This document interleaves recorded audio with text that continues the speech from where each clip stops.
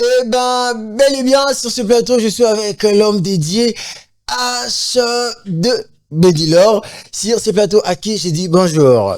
Bonjour, très Vous bien. allez bien, en forme? Ça va? Merci. Aujourd'hui, vous êtes timide, il y a quoi? Il y a un souci? Ah, bien sûr que non. Ça Ok, va très bien. tout va bien. Très Mais bien. l'autre fois, on s'est promis que quand vous allez me revenir, si vous devez vous marier, non? On avait dit c'était en 2025. On n'a pas encore. Bienvenue au nouveau numéro de l'émission Afro Diaspora Gospel, chers auditeurs et internautes. Depuis pas trop vous êtes en train de nous suivre. C'est par ici que nous démarrons notre tranche gospel d'aujourd'hui. Vous êtes bienvenus. Vous le savez très bien, ça a toujours été notre rendez-vous de chaque mardi. Aujourd'hui, on est là avec l'homme de Dieu, Benny Lord. On va essayer de discuter concernant une thématique très essentielle d'ailleurs. Il est là, en tout cas, ensemble. On aura le temps de parler, on aura également le temps de discuter concernant une thématique très essentielle, comme je venais de l'annoncer tout à l'heure, concernant la prophétie et le Saint-Esprit. Une thématique très pertinente ensemble. Et vous aussi également, vous avez la possibilité de prendre part à cette émission. Contactez-nous au 081 1058 32 12. Notre très cher homme dédié, Benny Lord, il est là présent. Il va répondre favorablement à vos questions. Ça va jusque-là? Très bien, merci. Non, mais votre timidité fait peur aujourd'hui. Hein? Bien sûr que non, c'est vous qui l'avez remarqué. Ça va. Ok, Très ça bien. va jusque-là. Alors, en tout cas, sentez-vous très à l'aise, vous le savez très bien. J'espère que c'est pas la première fois pour vous d'être ici. Bien sûr que non. Voilà, vous êtes les bienvenus une fois de plus. Merci. D'accord. Alors, on doit quand même essayer de rafraîchir nos mémoires pour, si que vous en apercez pour la toute première fois chez eux à la maison, qui est HD Benny Lord. Lors béni FTA, j'étais un fils du Très-Haut, un serviteur de Dieu, Mhm, un berger visionnaire d'une œuvre Major Family. mhm. Il est aussi fils et serviteur auprès du pasteur Judy Mbala, Ok. au sein de Mahanaïm, émission chrétienne. Oui. Voilà un peu de manière très brève ce que je peux dire sur moi. Humblement, je pense que Mhm. ce sont les informations les plus pertinentes pour nous ce matin. D'accord. Également, c'est que si vous devez quand même avoir vous devez avoir un parcours par rapport à ce que vous êtes en train de faire. Déjà, moi, je l'ai toujours dit à tout le monde qui passe ici que servir Dieu tout en étranger n'a jamais été facile. Bien Alors, sûr. si vous devez nous relater de votre parcours, on peut en servir comme un témoignage. Voilà, vous l'aviez dit, servir Dieu tant que jeune, c'est Mhm. pas trop facile, surtout avec les stéréotypes attachés aux jeunes. Ils sont souvent immatures, moins sérieux et Mhm. beaucoup de racontars sur eux. Alors pour ma petite histoire, je suis né d'une famille chrétienne, alors très tôt déjà, j'étais habitué à la voix du Seigneur, à la voix de l'Église. Et c'est quelque part vers les années 2013, 11, entre 11 et 13 que je m'étais vraiment converti au Seigneur. Et c'est en 2015 que vraiment l'appel au ministère était clair et je me suis lancé. Et voilà un peu, ça fera pas mal 10 ans maintenant que nous sommes dans l'œuvre et dans le ministère. 10 ans. Ouais. Oh là là, ça fera 10 ans. Où est-ce que vous avez commencé? Et voilà. Voilà, j'ai commencé à l'église de mon père, le révérend Boga Kassamba Saïdi, les témoins du Christ. C'est là que j'ai fait mes premiers pas. Et c'est auprès Mhm. de lui que j'ai appris les ABC du ministère. Et j'ai servi aussi dans un ministère à Bandal, MEI International. Et c'est en 2019 ou 2022 que le Seigneur m'a convaincu d'être cette fois-là sous les pieds du révérend Judy Mbala. Mhm. Et depuis 2022, je travaille avec lui et sous lui. Ok. Et ce qui est sûr, en tout cas, avec cette génération, on a vraiment un grand souci de reconnaître l'appel. Parce qu'il y a d'autres personnes qui servent Dieu, mais ils ne savent pas. En fait, qui veulent servir Dieu, mais ils ne savent pas par où commencer, comment reconnaître son appel. Je pense que si je dois répondre très brièvement à cette question, il n'y a pas de reconnaissance de l'appel en dehors du Seigneur lui-même. Je Mhm. pense que tout appelé de Dieu, avant d'être un serviteur de Dieu, est d'abord un serviteur de l'homme de Dieu. Tout commence par là. Quand on Mhm. parle de Josué, pour la première fois qu'on le mentionne dans la Bible, on dit Josué, fils de Nun, serviteur de Moïse. Il était au service de Moïse. C'est bien plus tard que Dieu l'a appelé. Même pour Élisée, il était serviteur d'Élie, c'est bien plus tard que Dieu l'a appelé. Je pense que c'est en servant les autres Mhm. qu'on finit par découvrir son propre appel. Ok. Et l'appel, on ne le découvre pas en dehors du Seigneur. Toute sa vie, on l'appelait Simon. Jusqu'à ce qu'un jour, il va faire un pas de plus dans sa révélation du Seigneur. Il a dit, Mhm. Jésus arrivé à Césarée de Philippe va dire aux apôtres, en fait, dites-moi, qu'est-ce que les Mhm. gens disent de moi? Ok. Et pendant ce temps-là, Pierre a dit, bon, les apôtres ont répondu, ils disent que tu es Élie, tu es Jérémie. Il dit, ok, c'est pas grave. Et vous, que dites-vous que je suis? Pierre va dire, lui seul va dire, tu es le Messie, le Fils du Très-Haut. Et Jésus lui a dit, ce n'est ni la chair ni les sangs qui t'ont révélé cela. Et moi, je t'ai dit que tu es Pierre. Et sur cette pierre, j'ai bâti mon église. Voyez-vous, Pierre a eu la révélation de sa personne, de son appel, le jour où il a fait un pas de plus dans la Mhm. révélation du Seigneur. Oui. C'est le jour où il a eu la révélation que Jésus était le Christ. Et c'est en ce moment-là que le Seigneur lui a dit, OK, toi aussi tu n'es pas Simon, tu es Pierre. Parce Mhm. qu'on ne se découvre que dans la présence de Dieu. En fait, c'est dans la démarche de la connaissance de Jésus qu'on finit par se connaître soi-même. Ok. Donc, il faut être attaché au Seigneur et le servir. Et c'est avec le temps qu'on finira par se découvrir soi-même, ses potentiels, son appel et sa mission, etc. D'accord, ça c'est très bien en tout cas. Mais on a vu d'autres pasteurs en fait commencer avec leur ministère sans pourtant commencer quelque part. Donc selon vous dites, cela est défendu, Non, non, pas défendu. bibliquement parlant. Bibliquement parlant, non, pas du tout, parce que les appels sont particuliers. Dans la Bible, il y a un homme appelé Élie. Tout ce qu'on connaît de lui, c'est seulement la zone géographique d'où il sortait. Il était Mhm. Élie le Tishbite. On ne Mhm. connaît ni son père, ni sa mère, ni de quelle classe, de quelle école de prophètes il était. Il est sorti comme ça. Voyez-vous? Je pense que la norme serait d'être formé, de commencer quelque part, d'avoir une histoire, un parcours. Mais Mhm. les appels sont différents. Ok. Par exemple, l'apôtre Paul, il était Saul. Quand le Seigneur l'a rencontré, lui-même a dit, je ne suis pas allé vers les apôtres qui étaient apôtres avant moi. Je suis allé en Arabie, Galates 2. Et Mhm. c'est là qu'il s'est forgé, qu'il s'est formé avec le Seigneur.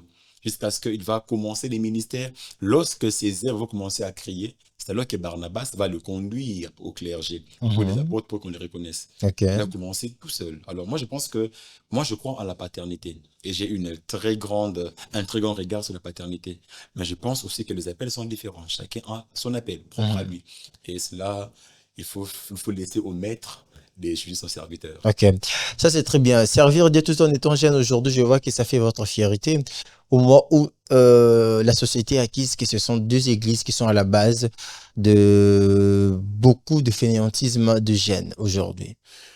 Alors, à cela, je dirais très sagement une chose. En fait, nous sommes dans une société où la société veut à ce que l'Église puisse répondre à toutes les questions. Il y a des questions qui relèvent d'une bonne gouvernance, pas de l'Église.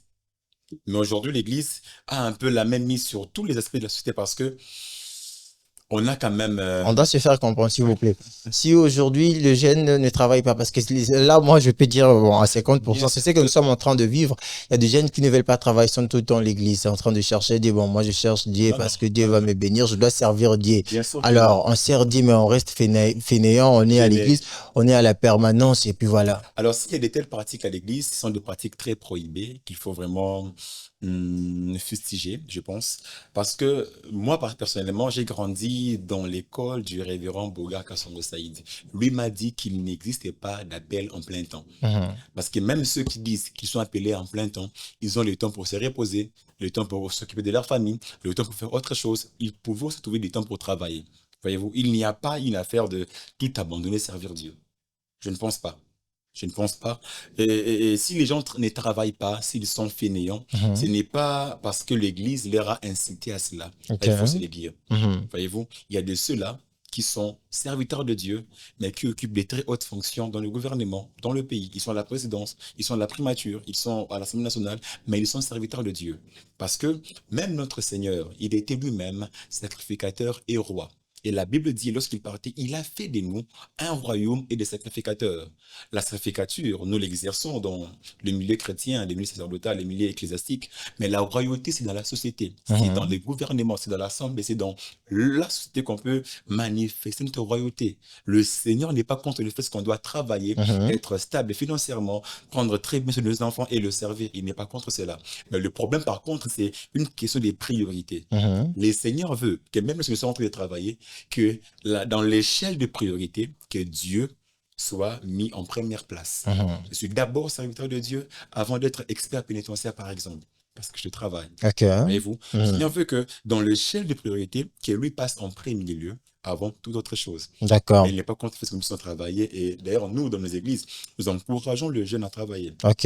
Aujourd'hui, il est par exemple des programmes que les églises commencent à tenir qui peut-être autrefois n'existaient pas. Aujourd'hui, on a des églises qui tiennent des programmes de masterclass Oui. pour apprendre aux jeunes comment concevoir un projet, Mhm. comment élaborer un CV, comment bien écrire certaines motivations. Parce que l'église pousse même le jeune à travailler, Ok. à être indépendant financièrement et à être stable. financièrement et socialement, voyez-vous. D'accord. Là, vous voulez me faire savoir que l'église, vous aidez la jeunesse. Bien sûr. Moi, j'étais choqué récemment ici. Je venais de suivre le pasteur Mousimbi du haut de sa chair qui était en train de dire que non, lui, si un fidèle part lui demander l'argent, il donne pas. C'est pas à lui qu'on doit aller demander l'argent. Moi, personnellement, je me disais, mais j'étais choqué, au fait, en écoutant cela.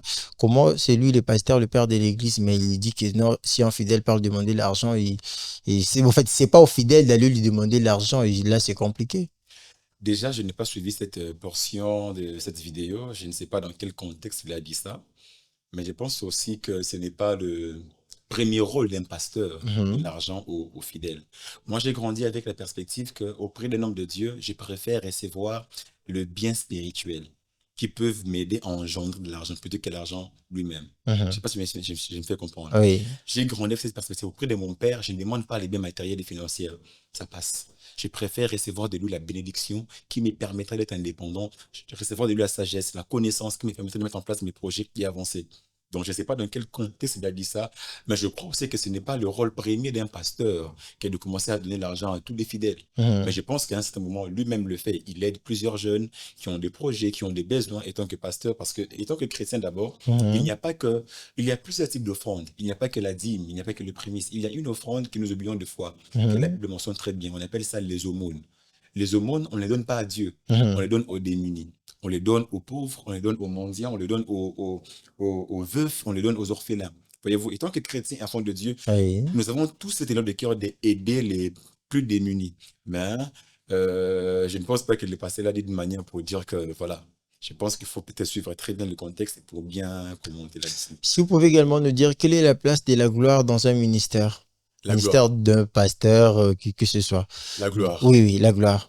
Je ne sais pas trop si on a la même définition. La gloire, le succès, ou J'étais en bien train de dire, j'ai la réformé la félicité. question. Je disais, quelle est la place de la gloire dans le ministère d'un homme dédié? Voilà.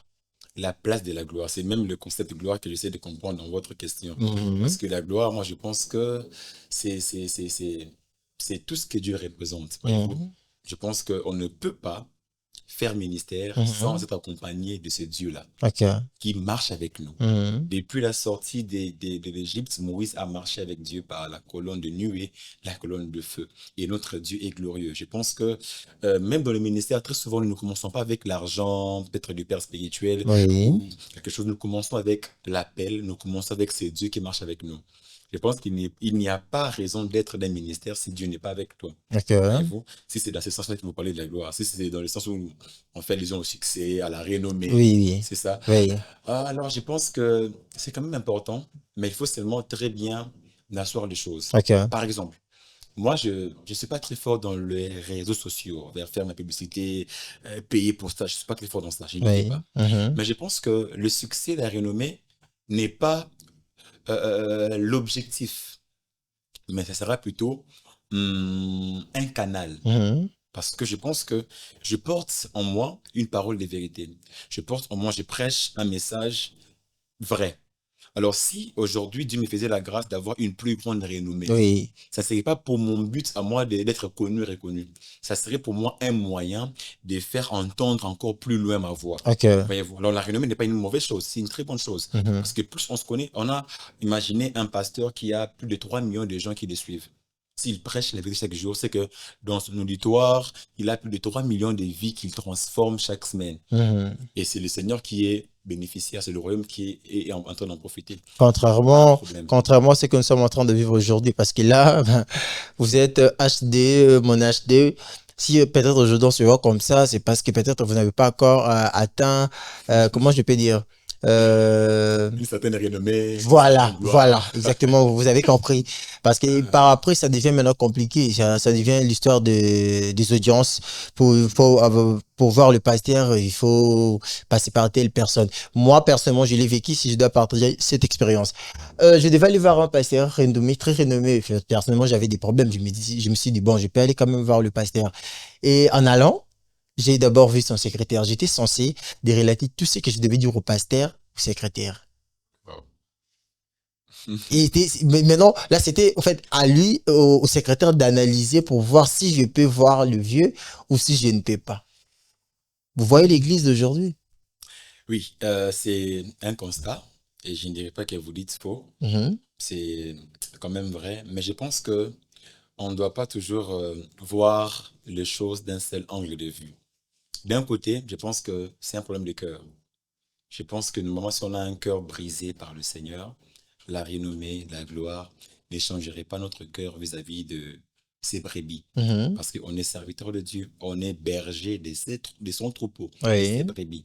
Mais à un certain niveau, si les pasteurs aujourd'hui commencent à avoir beaucoup de protocoles Mhm. autour d'eux, c'est aussi une manière pour eux de se protéger. Ok. Parce que vous n'êtes pas sans savoir qu'il y a beaucoup d'hommes méchants aujourd'hui. Il y a des coups montés, il y a des gens qui mettent en place, complotent juste pour ternir l'image des hommes de Dieu, monter des sales coups. Des fois, le pasteur peut être animé d'une bonne volonté de recevoir tout le monde. Mais vous verrez une sœur qui était très bien reçue, après dire que quand il est avec le pasteur, il m'a fait ça, il m'a fait ci. Imaginez un pasteur lambda. Si on montait un coup sur lui, bon, ça passerait. S'il vous plaît. Là, ça se fait seulement quand on est pauvre à l'église. Oh non, Mais si je le parle président du de la fait que République venait, tout hmm, cela va hmm, tomber. le problème, c'est lequel? À un certain niveau, le pasteur se protège du fait qu'il y a beaucoup trop Il se d'hommes protège aux pauvres. méchants. Non, non. Il se Hmm. protège aux pauvres parce qu'il sait qu'on va aller quémander. On va aller demander. Bien sûr que On va non, aller poser des situations je ne pense peut-être pas que c'est compliquées. ça. Mais oui, c'est ce qu'on est C'est en train peut-être de votre voir. expérience. Moi aussi, j'ai l'expérience. Admettons, si c'était un ministre à la place, on Le n'allait même pas ministre réfléchir aussi. deux fois. Ah, vous voyez? Non, ce n'est pas ça. C'est parce que, comme j'ai dit, il y a juste un protocole à respecter. Moi, je ne sais pas à quoi ressemblerait ma manière de fonctionner quand peut-être je connaîtrais leur renommée. C'est Mhm. pourquoi je ne cherche pas, j'évite de les juger parce que je n'ai pas encore atteint leur niveau. Je Ok. dis humblement. Je n'ai Mhm. pas encore une église de 10 000 personnes. Je n'ai pas encore des milliards dans mon compte bancaire. Je n'ai pas encore des vies un peu partout dans la vie. Je n'ai pas leur vie. Je ne sais pas quelles sont leurs réalités. Je vous fais un exemple, un témoignage. Vous savez, il y a quelques années auparavant, j'en parlais récemment à mes collaborateurs. Je leur ai dit, quand je servais le Seigneur, je pense 5 ans passés, 10 ans passés, on me disait, Claude, fais attention, tu as un grand ministère. Ton plus grand combat serait serait les femmes. Fais attention. J'avais ça comme information, mais ça semblait, bon, il parle pour parler. Mais après un temps, j'ai atteint un tout petit niveau autre que le niveau que j'avais autrefois. Et j'ai commencé à vivre des combats, des tentations comme pas auparavant. Alors je me suis dit, si moi à mon niveau, ça peut être aussi acharnant, tous ces combats. À Mhm. combien pour cette raison élevé que je veux être très haut au sommet? Je n'ai pas encore atteint leur niveau. Aujourd'hui, pour moi, c'est une réalité plutôt lointaine. Je n'ai pas encore d'arguments sur lui, mais eux vivent des choses. C'est pas en vain qu'ils ont mis des garde-fous autour d'eux, ils ont mis beaucoup de protection. C'est parce qu'ils ont vécu beaucoup de choses. Ok. On a vécu avec vous récemment dans la ville, le pasteur Moïse Mbi être victime de fausses accusations à gauche, à droite, le pasteur de grande renommée, parce il était bien avec une personne, deux personnes, et après, ces mêmes personnes, c'est là pour dire que voilà, il m'a fait ça, il m'a fait ça, etc. Cette proximité peut aussi donner du poids à leur témoignage. Des fois, les pasteurs se protègent. Et des fois, ça ne vient pas toujours d'eux-mêmes. Des fois, ça vient de leur ceinture, de leurs conseillers.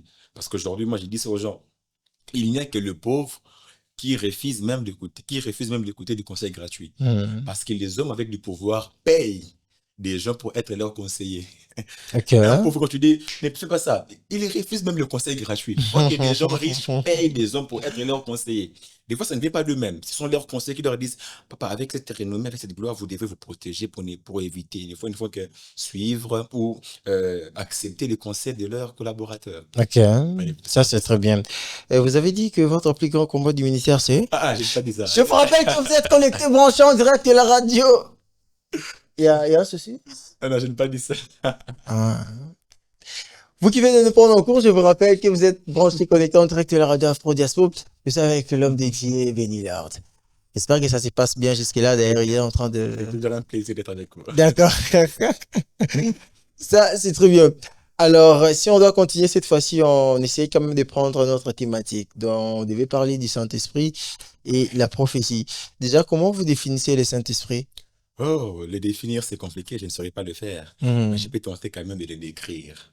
Et on ne peut pas parler du Saint-Esprit sans dire ou asseoir deux bases importantes. Mhm. Premièrement, le Saint-Esprit est une personne. Certaines personnes croient que c'est juste une puissance, c'est juste une force. Non, le Mhm. Saint-Esprit est une personne qui a tout ce qu'une personne peut avoir, les émotions, il parle, il communique, il réfléchit, etc. Et deuxièmement, le Saint-Esprit est Dieu. Mhm. Quand je parle de la divinité, c'est-à-dire que le Saint-Esprit n'est pas moins Dieu que le Fils ou le Père. Le Mhm. Saint-Esprit est Dieu au même titre que le Père et le Fils. C'est la même veut dire que, c'est-à-dire que tout ce que le Père et le Fils peuvent mériter, le Mhm. Saint-Esprit les mérite aussi. Certains ont Ok. dit, mais le Saint-Esprit ne mérite pas l'adoration. Faux. Il mérite l'adoration. Il est Dieu au même titre que le Père et le Fils. Des fois, c'est nous les humains qui essayons de philosopher là-dessus. Mais si vous remarquez même le témoignage des autres personnages de la divinité sur lui-même, c'est frappant quand même, c'est fort. Imaginez par exemple, quel est ce péché qu'on peut faire à Dieu qui ne pardonne pas? Il pardonne tout péché. Psaume 103 le dit qu'il pardonne toutes nos iniquités.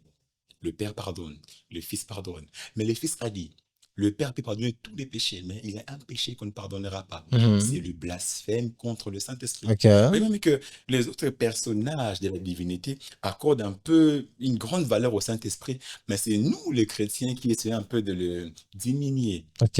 Et ce qui est encore plus frappant, c'est que, hormis l'aspect du péché, le Seigneur vivait sur terre pendant 3 ans. Mhm. Mais il va dire à ses disciples que, bon, vous voyez, dans peu de temps, je m'en irai.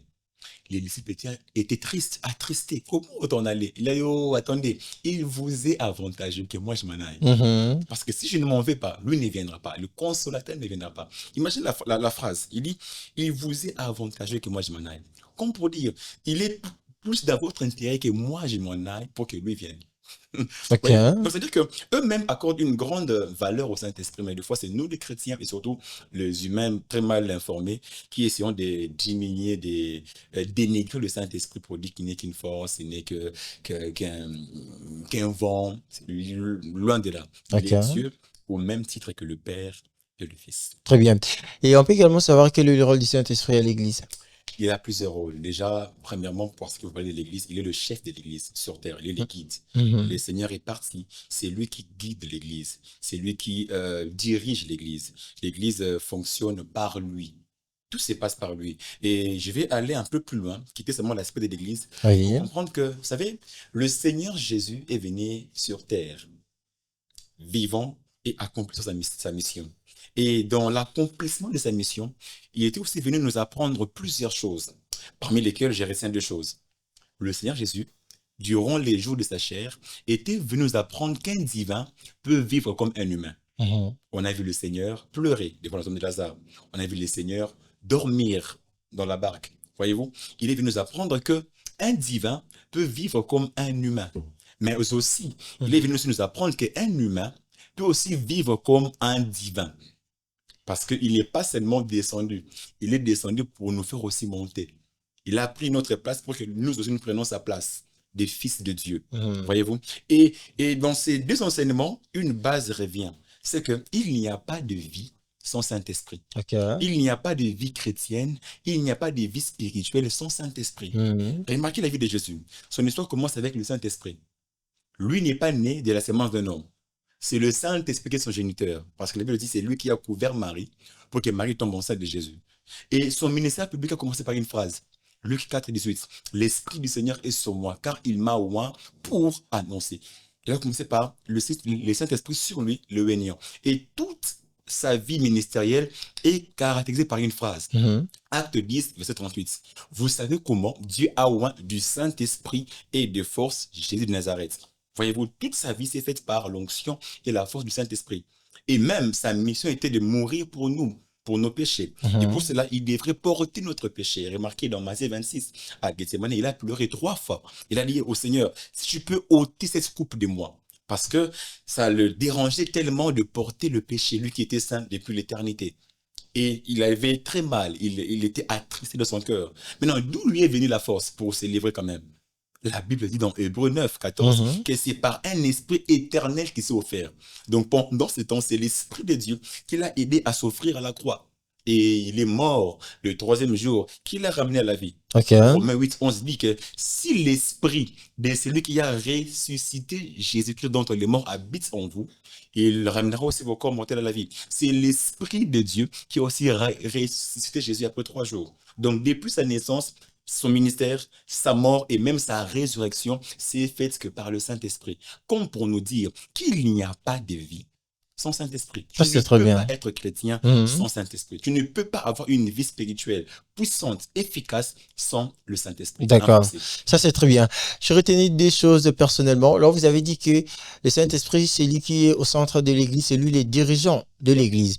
Et à un moment, vous avez dit que le Saint-Esprit habite en nous. Je me pose cette question de savoir, alors pourquoi à tout moment quand on est à l'Église, on appelle Saint-Esprit, viens, on invite le Saint-Esprit? Très bonne question. Voilà. Avant de répondre par rapport à nos habitudes. Oui. En fait, c'est deux dimensions de l'esprit qu'on ne sait pas très bien distinguer. Mhm. Remarquez une chose. Dans Jean 20, à partir du verset 8, Mhm. là, c'est après la résurrection du Seigneur. Il parle aux disciples. Il leur dit, recevez l'esprit. Il souffle sur eux. Ils reçoivent l'esprit. Et c'est fait comment? Il a soufflé sur eux. Comment? Bon, je me fais une scène. Ah, C'est la Bible. La Bible dit qu'il souffla sur eux. non, ça ressemble juste à quelque chose que je vois au réseau, mais ça va quand même. Ça Non, va. vous êtes très intéressant. Bon, le Seigneur a soufflé sur les disciples, ils ont reçu l'Esprit. Hmm. Jean 20. Mais bizarrement, dans Acte 1, il leur dit, attendez, vous recevrez le Non, non, c'est Saint-Esprit. quand non, pardon. J'ai l'impression, oh, quand on peut savoir, c'est quand, pourquoi? C'est mon maman est fort. Hein?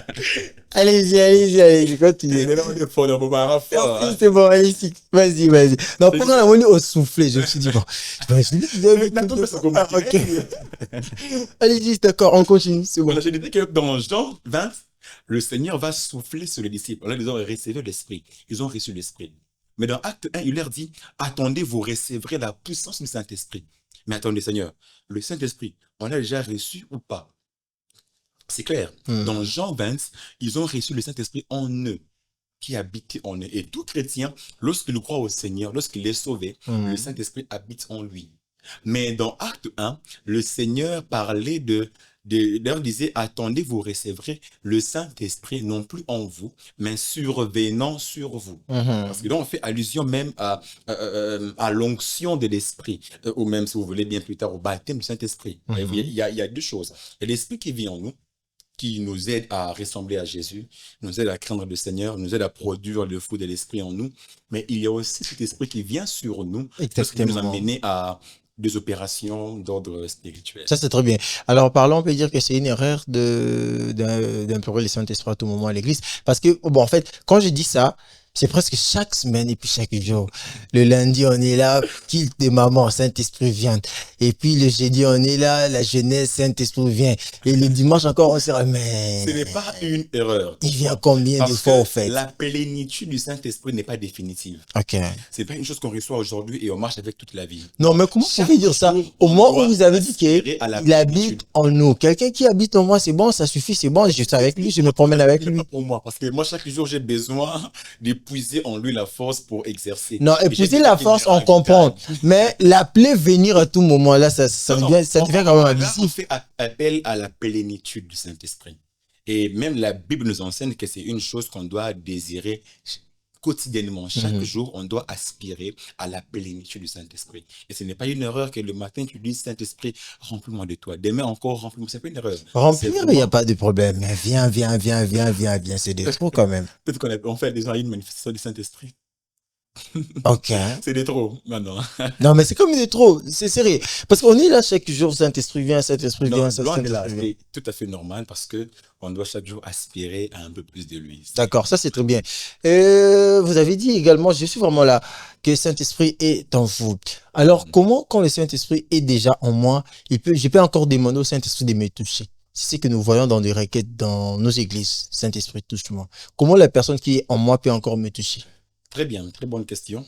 Oui, c'est très clair. La personne qui est en toi peut encore te toucher. Il y a une chose, c'est que, hormis le fait que le Saint-Esprit habite en nous, il nous apporte la vie de Dieu. Il installe en nous le pacte divin, le programme divin en nous, pour nous aider à ressembler à Dieu, à ressembler à Jésus, à marcher comme lui. Mais lorsque nous sommes, par exemple, dans une activité, dans un moment de prière, on ne peut pas restreindre l'action du Saint-Esprit. Le Saint-Esprit qui habite en moi n'est pas comme moi, il est omniprésent. Mhm. Voyez-vous? Et très souvent, lorsque nous sommes dans les moments de prière, de culte, nous demandons à ce que l'Esprit nous touche, c'est pour vivre l'action du Saint-Esprit. Hormis Mhm. le fait qu'il soit en nous, c'est par le Saint-Esprit que nous nous guérissons. Ok. Voyez-vous? Quand j'ai devant moi un malade, ce n'est que par le Saint-Esprit que je peux le guérir.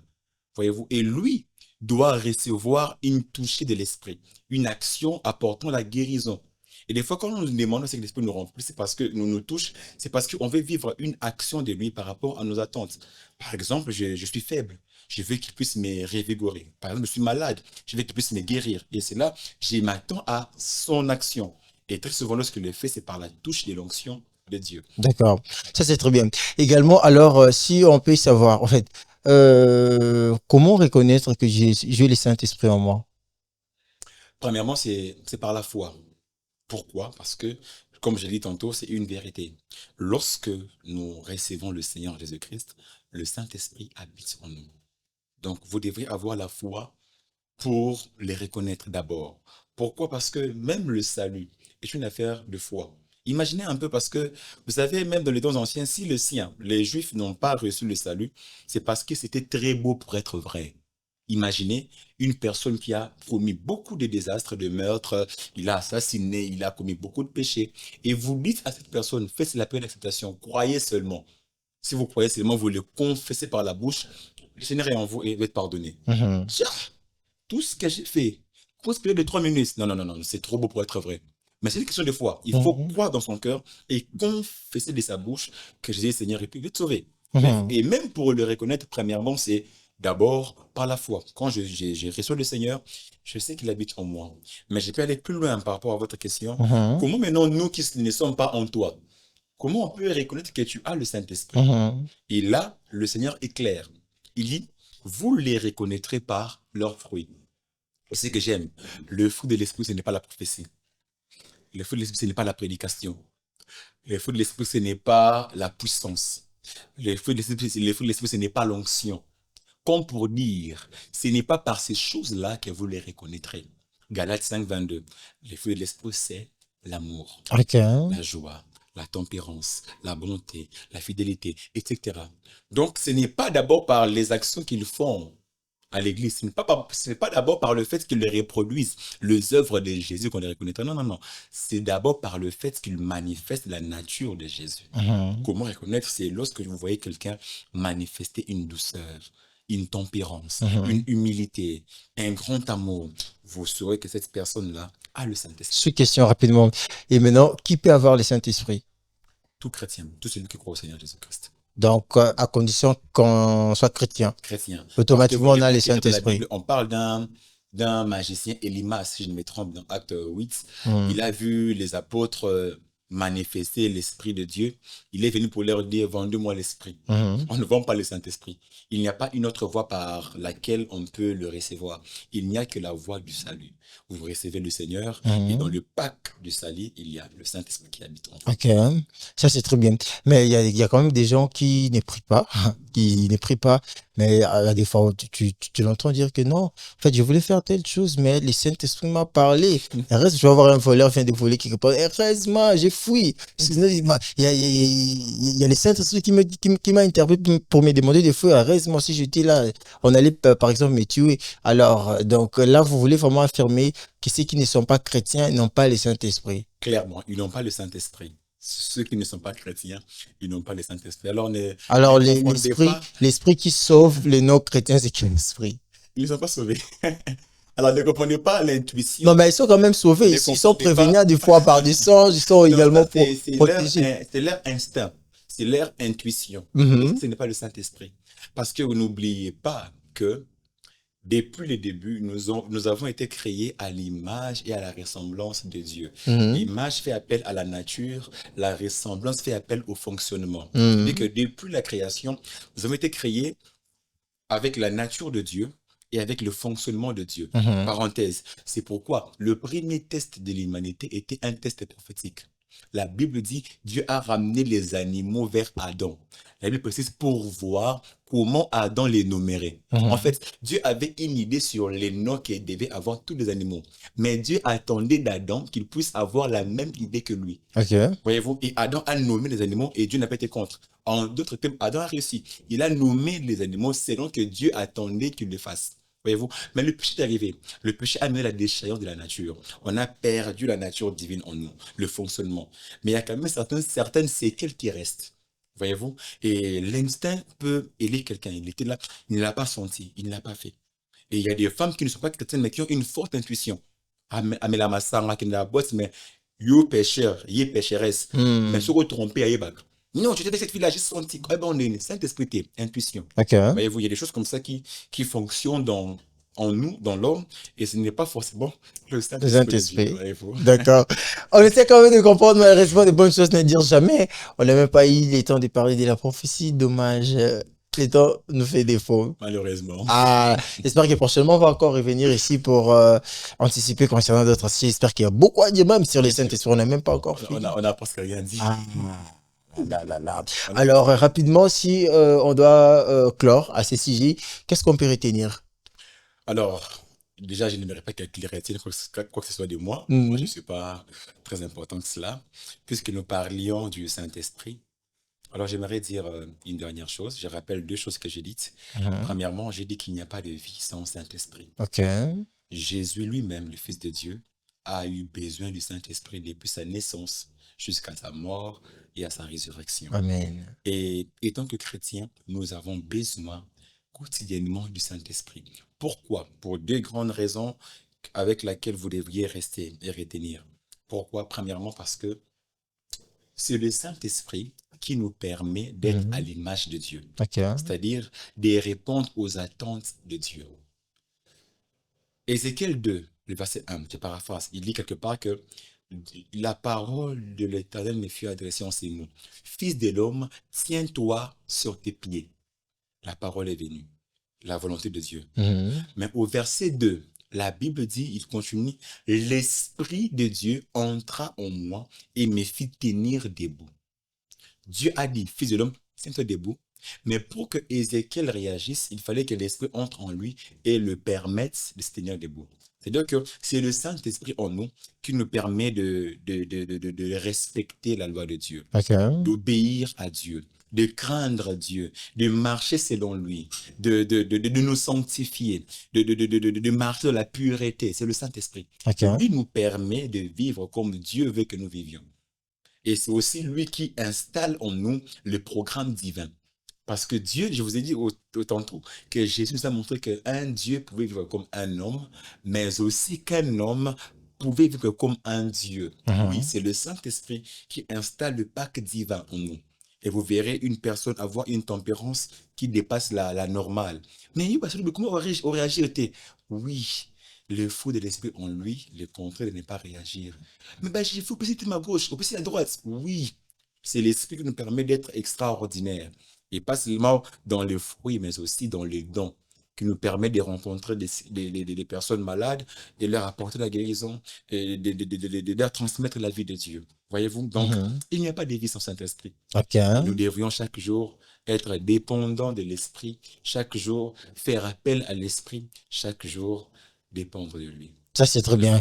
J'espère que vous avez quand même retenu quelque chose. Ici, on a clamé pour les seigneurs. Voilà, ça c'est très bien en tout cas. Merci beaucoup. Nous vous remercions également d'avoir répondu très favorablement à notre invitation HD. Quand on vous appelle, vous n'hésitez toujours pas.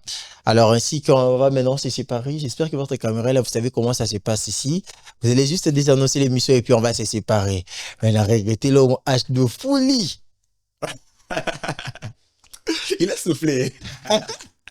Allez, non. C'est pas moi, c'est la Bible. Ah, okay. Moi, personnellement, j'étais étonné. Ah, mon Dieu. C'est pas grave. C'est pas grave. Allez-y, rapidement, on va désannoncer l'émission et puis on va se séparer. Allez-y. Oh, mon Dieu. Allez-y, allez-y. Allez, mesdames et messieurs, merci d'avoir été nombreux à suivre cette émission. Vous savez, j'ai reçu ce soir dans mon plateau l'homme de Dieu, Francis Kanza. Voilà. C'était un plaisir, il nous a parlé longuement sur le Saint-Esprit, j'ai beaucoup aimé ses approches.